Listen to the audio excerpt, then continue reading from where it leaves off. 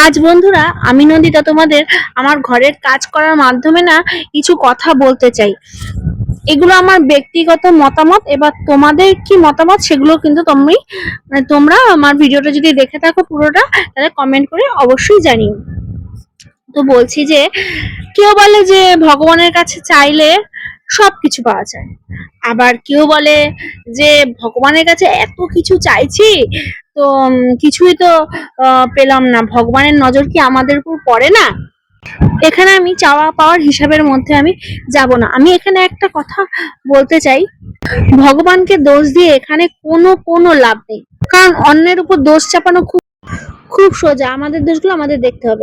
ভগবান আমাদেরকে দেয়, নিশ্চয়ই দেয়, আর ভগবান যেগুলো আমাদেরকে দেয় সেগুলোকে যদি আমরা সামলে রাখতে না পারি, অবহেলা করি, অমর্যাদা করি, তাহলে কিন্তু ভগবান আমাদের খাতায় না পাওয়ার পরিমাণটা বাড়িয়ে দেয়।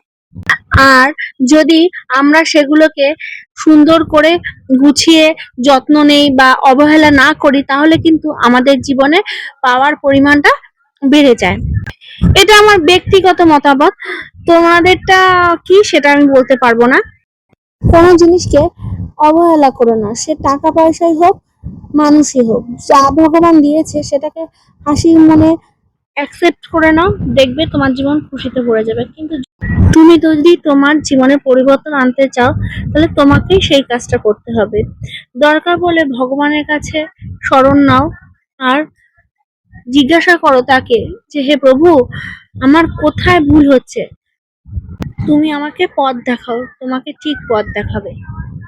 তোমাদের হয়তো কারোর মনে হতে পারে আমি জ্ঞান দিচ্ছি ফোকটে, কিন্তু তোমরা একবার আমার কথাগুলো একটু ঠান্ডা মাথায় কোনো সময় যদি ফাঁকা পাও নিজের জীবনে, তাহলে একটু চিন্তা করো, দেখবে আমি মনে হয় না খুব একটা ভুল কথা বলেছি।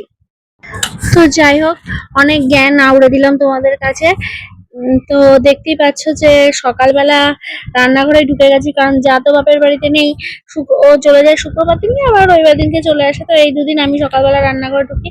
আর রান্না করতে করতে রান্না করেছিলাম তোমার পটল আলু দিয়ে নারকেল দিয়ে একটা তরকারি, আর হলো মালাইকারি টাইপের, আর তোমার আলু ভাজা।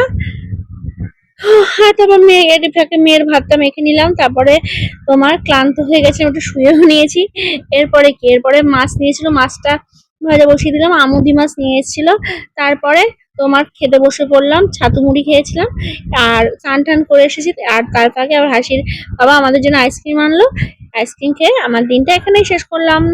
তারপরে কি, সবাই ভালো থেকো, সুস্থ থেকো, দেখা হবে তোমাদের সাথে নেক্সট ভিডিওতে।